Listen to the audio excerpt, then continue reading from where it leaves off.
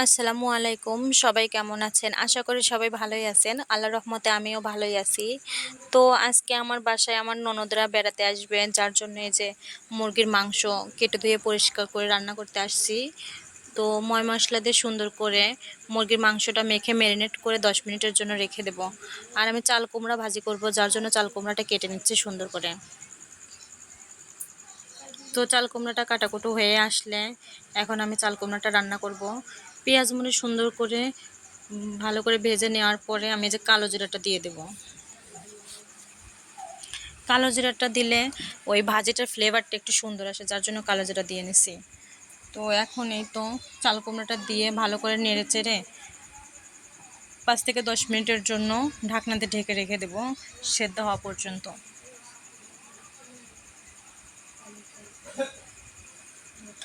তো এই তো আমি ঢাকনা খুলে দেখি যে আমার ভাজিটা সুন্দর মতো হয়ে আসছে।